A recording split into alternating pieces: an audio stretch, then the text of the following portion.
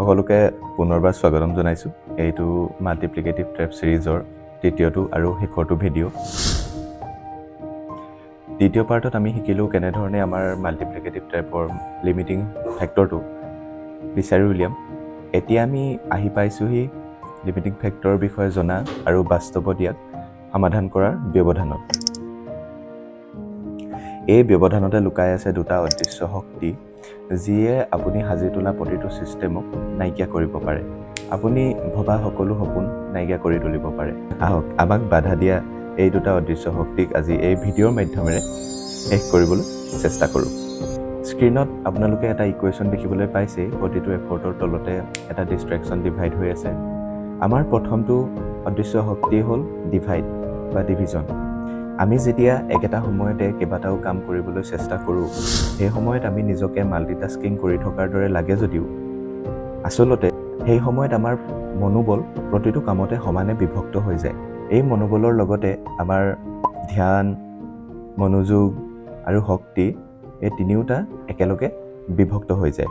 ধৰি লওক আপুনি এটা বেটেৰী আৰু আপুনি একেটা সময়তে কেইবাটাও ডিভাইচ যেনিবা চাৰ্জ দিব লাগে।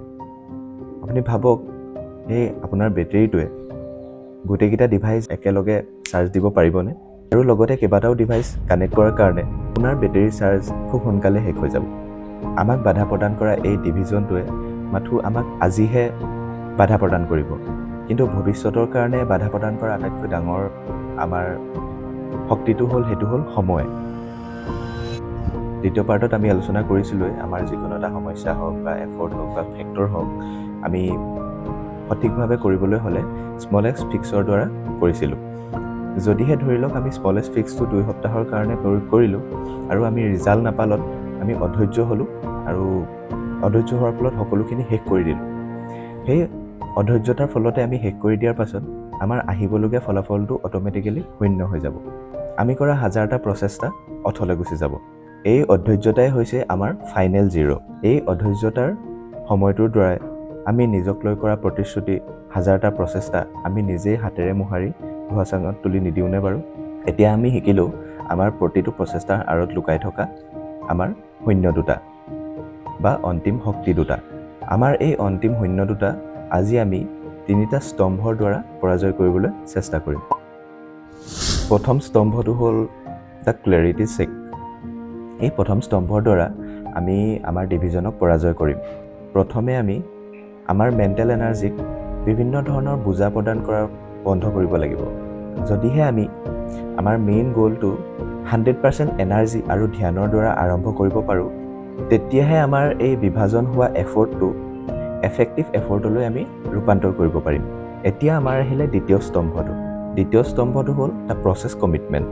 এই দ্বিতীয় স্তম্ভৰ দ্বাৰা যি আমাৰ অধৈৰ্যতাৰ সময়, সেই সময়ক পৰাজয় কৰিবলৈ চেষ্টা কৰিম।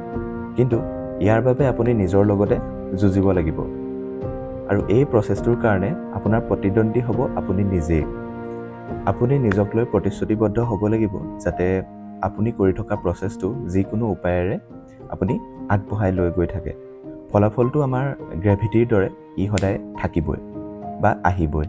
তাৰ প্ৰচেছ কমিটমেণ্টৰ মূল অৰ্থটোৱে হ'ল আমি কৰি থকা প্ৰতিটো প্ৰচেছ বা প্ৰতিটো ফেক্টৰ বা প্ৰতিটো এফৰ্ট কনচিষ্টেণ্টলি আমি প্ৰতিদিনে আগুৱাই নিব লাগিব। এতিয়া আহিলে আমাৰ তৃতীয় স্তম্ভ, এইটো হ'ল দ্য এনভাইৰনমেণ্ট ক্লাছিফিকেশ্যন। আমাৰ ডিষ্ট্ৰেকশ্যনসমূহ আহে অতিমাত্ৰা আমি চইচ কৰিলে আৰু অধৈৰ্যতা আহে অতিমাত্ৰা বাধা আহিলে। সেইবাবে আমি আমাৰ প্ৰচেছটো বা আমাৰ ছাৰাউণ্ডিঙৰ ছিষ্টেমটো এনেধৰণে সজাই ল'ব লাগিব যাতে আমি কম প্ৰচেষ্টা আৰু কম সময়ৰ ফলতে এটা ভাল ৰিজাল্ট লাভ কৰিব পাৰোঁ। এইখিনিতে এটা উদাহৰণে বুজিবলৈ সহজ হ'ব। ধৰি লওক আপুনি CTETৰ প্ৰিপেৰেশ্যন কৰি আছে।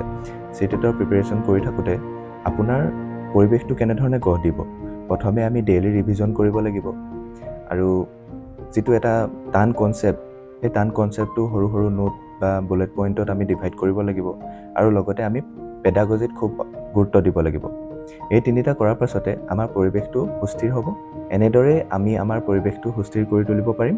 আমি বিচৰা ফলাফলটো খুব সহজেই পাব পাৰিম। আচলতে যিকোনো বিষয়ত নিপুণতা সেই বিষয়টোৰ সৰলতাৰ মাজতে নিহিত থাকে। এইখিনিতে আটাইতকৈ ডাঙৰ প্ৰশ্নটো হ'ল যে আপুনি কি সিদ্ধান্তৰে আপোনাৰ প্ৰতিটো কাম আগবাঢ়িব যাতে আপোনাৰ ফিউচাৰ চেল্ফক এই অধৈৰ্যতা আৰু ডিভিজনৰ শিকাৰ হ'ব লগা নহয়। তাৰ বাবে সকলোৱে এই 3টা স্তম্ভৰ লগতে আমি পাৰ্ট 2ত পোৱা 3টা ৰুল আমি ব্যৱহাৰ কৰিব পাৰোঁ। তেতিয়া আমাৰ ৱেষ্ট হোৱা প্ৰতিটো এফৰ্ট গুড এফৰ্টলৈ কনভাৰ্ট কৰি আমি বিচৰা ফলাফলটো খুব সহজেই পাব পাৰোঁ। আমাৰ এই মাল্টিপ্লিকেটিভ টেপ ছিৰিজৰ মূল উদ্দেশ্যটোৱে আছিল আমাক বাধা দিয়া দ্য লিমিটিং ফেক্টৰটো বিচাৰি উলিওৱা আৰু ইয়াৰ আঁৰত লুকাই থকা অদৃশ্য শক্তিসমূহ নাইকিয়া কৰি আমাৰ প্ৰতিটো ৰিজাল্ট সুস্থিৰ কৰা। এই 3টা ভিডিঅ'ৰ মাধ্যমেৰে এটা মই ফ্ৰেমৱৰ্ক আপোনালোকৰ মাজলৈ আগবঢ়ালোঁ। যদিহে ভিডিঅ'কেইটা উপকাৰী যেন লাগিলে তেন্তে এটা লাইক কৰিব। যদিহে মনত বিভিন্ন ধৰণৰ প্ৰশ্ন আহিছে তেন্তে কমেণ্ট বক্সত জনাবলৈ নাপাহৰিব। এনেধৰণৰ মূল্যৱান ভিডিঅ'সমূহ আনি থাকিবলৈ উৎসাহ জনাবলৈ আপোনালোকে ছাবস্ক্ৰাইব কৰিবলৈ নাপাহৰিব। Thank U.